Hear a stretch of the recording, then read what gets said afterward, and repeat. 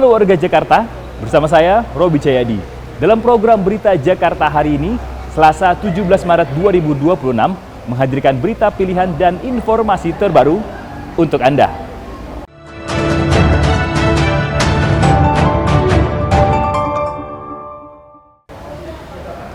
Warga Jakarta, untuk menemani persiapan Anda menyambut Hari Raya Idul Fitri, kami telah siapkan informasi terbaru. Dari pemerintah Provinsi DKI Jakarta, siap memberikan layanan terbaik untuk warganya jelang Hari Raya hingga masa libur panjang dan cuti bersama. Salah satunya dengan memastikan seluruh layanan tetap berjalan maksimal, terutama buat warga Jakarta yang punya kendala atau mau lapor, jangan lupa kita punya aplikasi Jaki. Sebagai super apps, Jaki memungkinkan warga Jakarta mengakses berbagai layanan dan informasi publik, serta melaporkan masalah dan memantau penanganannya. Sebelum lanjut, bahas layanan gimana proses dan cara pengaduan buat warga, dari meja redaksi telah kami siapkan 3 berita pilihan dari website berita jakarta.id. Berikut ini. Pemerintah Kota Jakarta Selatan kembali menyegel pembangunan lapangan padel yang tidak memiliki izin persetujuan bangunan gedung atau PBG di kawasan Jagakarsa, Jakarta Selatan. Tindakan tegas ini diambil usai 3 kali surat peringatan diabaikan oleh pihak pengelola. Pemprov DKI mengingatkan para pelaku usaha untuk selalu mematuhi regulasi sebelum memulai konstruksi dan pasca bangunan berdiri dengan surat layak fungsi. Sejak dibuat pada 5 Maret 2026, Posko Pengaduan THR di Snaker Transgi DKI Jakarta mencatat ada 21 pengaduan dari 17 perusahaan di Jakarta Utara yang diduga bermasalah dalam proses pencairan THR. Dinas Tenaga Kerja, Transmigrasi, dan Energi DKI Jakarta melakukan pengawasan ketat dengan langsung mendatangi perusahaan yang dilaporkan tidak memenuhi kewajiban THR sesuai peraturan yang berlaku. Pemprov DKI berkomitmen terus mengawal hak pekerja agar perayaan Idul Fitri tahun ini berjalan harmonis. Pelayanan kesehatan di Jakarta dipastikan tetap berjalan optimal selama masa libur Nyepi dan Idul Fitri 2026. Menteri Pan-RB bersama Dinas Kesehatan DKI menyiagakan 31 RSUD serta 44 puskesmas kecamatan selama 24 jam penuh. Selain menyiagakan 96 unit ambulans, masyarakat juga diimbau memanfaatkan sistem pendaftaran daring untuk menghindari antrean di rumah sakit. Informasi selengkapnya, warga Jakarta bisa langsung kunjungi website berita jakarta.id, website berita resmi pemerintah Provinsi DKI Jakarta.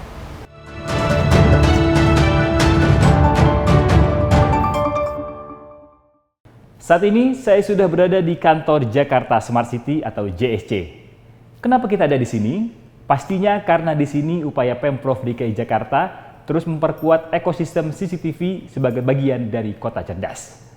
Pada Mei lalu, Pemprov DKI Jakarta juga memperkenalkan sistem CCTV keamanan warga bertajuk Jakarta Kini Lebih Dekat.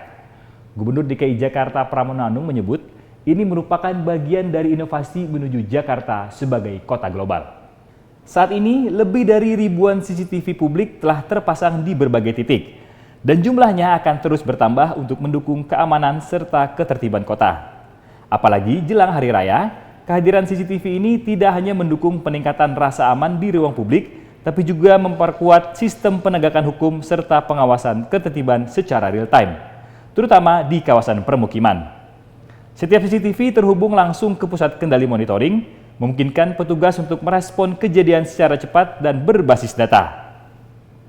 Inovasi ini menjadi bagian penting dari upaya menjadikan Jakarta sebagai kota yang cerdas dan sigap dalam perlindungan warganya. Sebelum kita lebih lanjut dan lihat lebih dekat bagaimana Pemprov DKI Jakarta memberikan rasa aman dan nyaman buat warganya, ada informasi dari meja redaksi berikut ini. Menata kota tak hanya soal mempercantik jalan protokol, tetapi juga memastikan setiap warga memiliki atap yang layak untuk berlindung. Di kawasan Kemayoran, senyum bahagia terpancar dari wajah warga saat menerima kunci hunian baru hasil program Bedah Rumah. Gubernur DKI Jakarta Pramono Anung menegaskan, program ini adalah bentuk keadilan sosial yang harus dirasakan oleh seluruh lapisan masyarakat tanpa memandang latar belakang. Program kolaborasi antara Pemprov DKI dan Basnas Basis ini menyasar 26 rumah warga kurang mampu untuk diubah menjadi hunian yang lebih sehat dan aman. Dengan anggaran sekitar 50 hingga 55 juta rupiah per unit, pengerjaan bedah rumah ini dilakukan secara cepat dalam waktu maksimal 1 bulan. Selama proses renovasi, Basnas Bazis juga menanggung biaya sewa tempat tinggal sementara bagi para pemilik rumah. Tadi saya meminta kepada penyelenggara, terutama Basnas Bazis, berkolaborasi dengan BUMD BUMN, untuk semua agama diberikan kesempatan mendapatkan bedah rumah ini, supaya dana yang terkumpul dari Basnas Bazis itu betul-betul termanfaatkan untuk masyarakat atau rakyat yang kurang beruntung. Sehingga dengan demikian untuk pemutihan ijazah, bedah rumah dan sebagainya itu yang diadakan untuk di Jakarta ini. Tahun ini Pemprov DKI menargetkan 633 rumah akan dibedah di seluruh wilayah Jakarta. Bagi warga yang ingin mendaftarkan huniannya, dapat melapor melalui pengurus RT maupun RW setempat untuk kemudian diverifikasi oleh pihak kelurahan.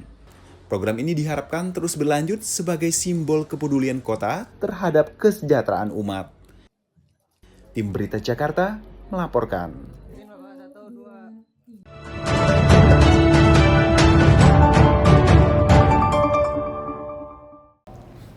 Kita ke segmen Info Jakarta. Warga Jakarta, jelang hari raya lagi sibuk-sibuknya nih nyiapin kebutuhan lebaran dan ada masalah terkait layanan Pemprov DKI Jakarta. Dan mau lapor. Udah tahu belum cara lapor dan gimana sih alurnya pengaduan di DKI Jakarta? Kenapa sih kita harus tahu alurnya? Karena dengan memahami alur pengaduan, kamu jadi tahu gimana laporanmu diproses, status laporan, dan berapa lama estimasi waktu pengerjaannya. Jangan lupa, warga Jakarta bisa laporkan permasalahan melalui kanal pengaduan resmi dan pantau statusnya sampai tuntas. Berikut informasinya.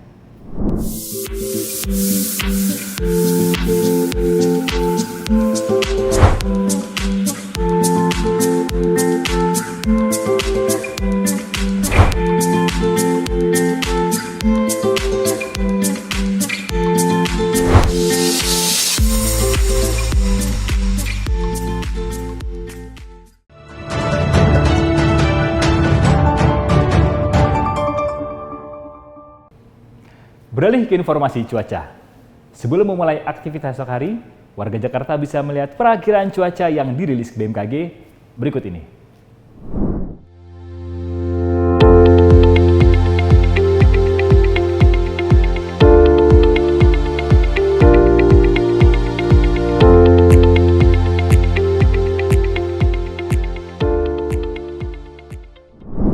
Masyarakat diimbau untuk tetap waspada terhadap perubahan cuaca yang terjadi.